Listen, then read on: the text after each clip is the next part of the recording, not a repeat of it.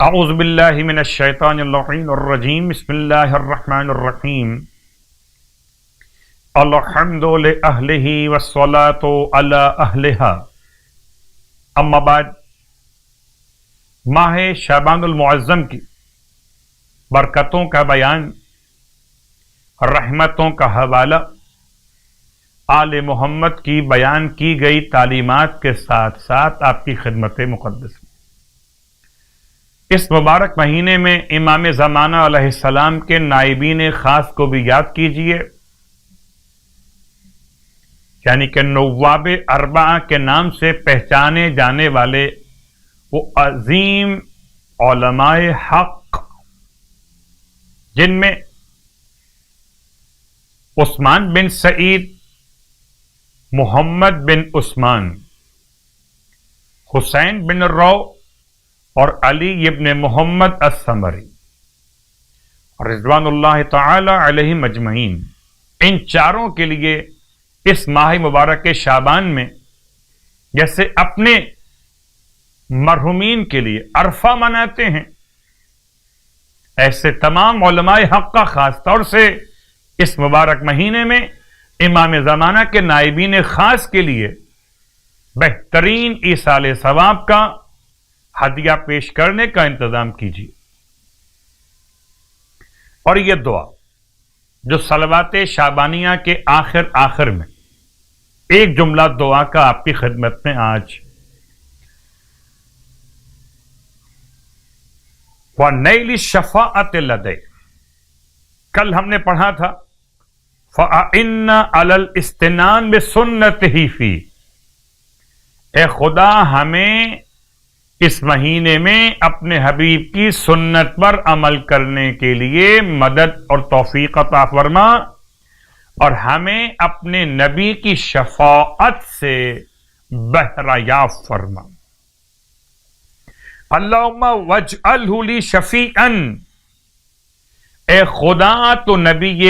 اعظم صلی اللہ علیہ وآلہ وسلم کو ہمارے لیے شفاعت کرنے والا، مشفعاً، اور ایسا شفیع جس کی شفاعت ہمارے حق میں تو قبول فرما لے، قرار دے۔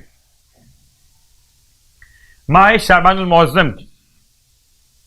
ہر رات میں عبادت کا بیان آپ کی خدمت مقدس، اور آج کی رات کی نماز 2 رکعت بروایت ختمی مرتبہ صلی اللہ علیہ وآلہ وسلم، یعنی 19ویں شب ماہ شعبان،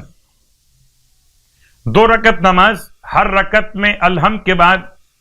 سورہ ملک 5 مرتبہ، سورہ ملک 5 مرتبہ تلاوت کیا جائے تو اس کا ثواب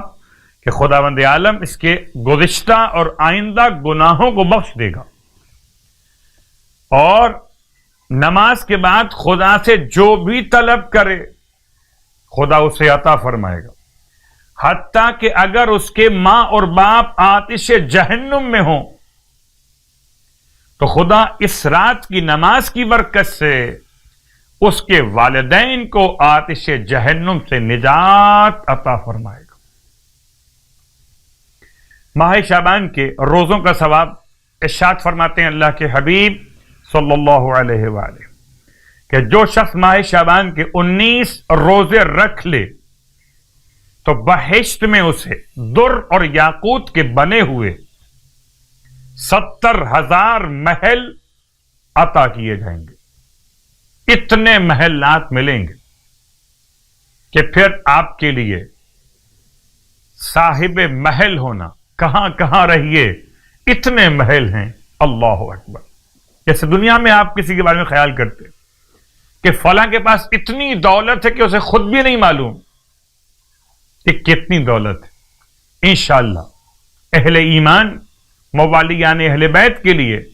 جنت میں اتنی نعمتیں ہوں گی کہ انہیں خود بھی اس کا اندازہ نہ رہے گا کہ کتنے محل اور باقی رہ گئے۔ خدا ہم سب کو